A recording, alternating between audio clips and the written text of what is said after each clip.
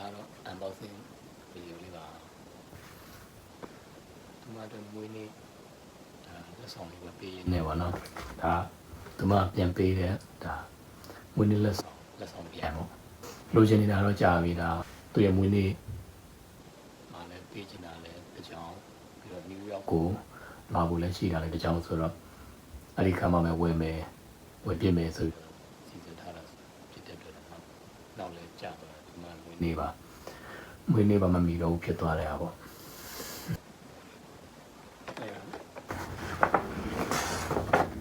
โอเค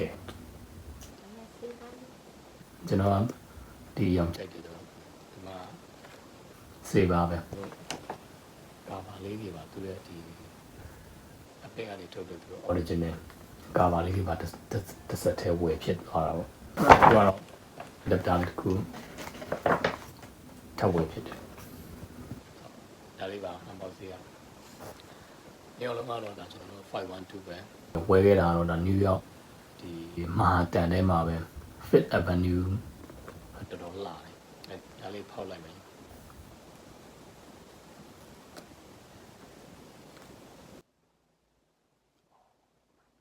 မိုက်တယ်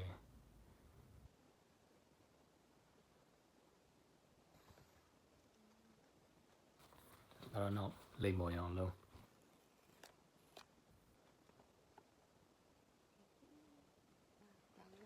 ဖောင်းလေးသူကတော့လိမ္မော်စိုက်ကလည်းကြီးပဲ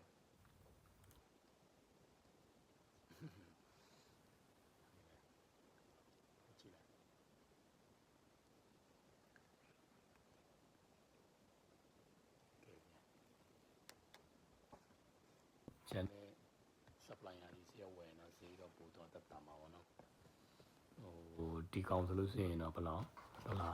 $49တင်တယ်ဟာလားဟုတ်တယ်ဒီကောင်လေးဆိုလို့ရှိရင်ဒါသူဖုန်းကာပါပဲတီးတန့်ကိုမှာသူဆီလီကွန် type ပေါ့နော်အဲ့ဒါဆိုလို့ရှိရင်တော့သူကြည့်ပဲတီးတန့်ဆိုလို့ရှိရင်$49ဆိုတော့ဒေါ်လာ50ပေါ့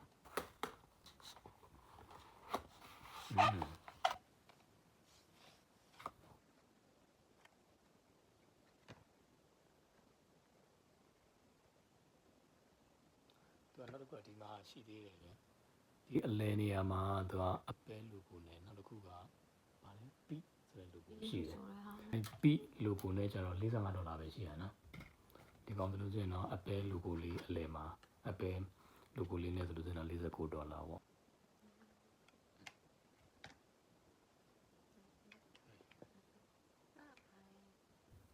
မိုက်တယ်လိုက်တယ်မိုက်တယ်ဗျာဒီလိုလေးပဲ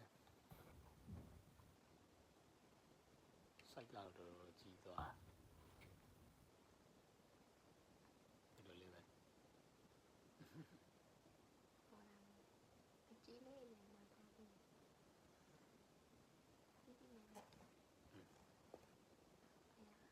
အော်ပါတော့တည်းချင်းချင်းနဲ့ပဲပါ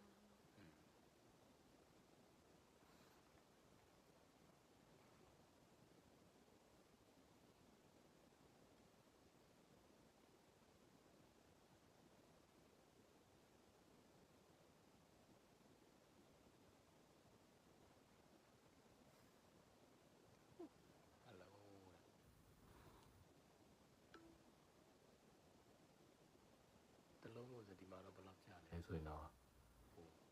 ဟို1999မှာအခွန်က124တောင်ပေးရဒီကတရားဒီချက်တော့အတွင်းထဲမှာပါကျိုးလေးပဲပါတာဆိုတော့ခေါင်းကတော့တတ်ဝယ်ရတယ်ပေါ့ခေါင်းတစ်ခုကကျတော့ဒေါ်လာ20ပေါ့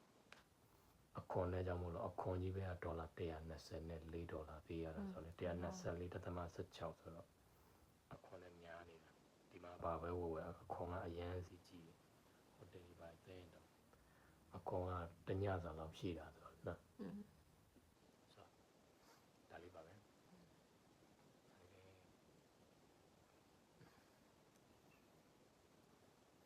အဆုံးလေးကြည့်ပြနေတဲ့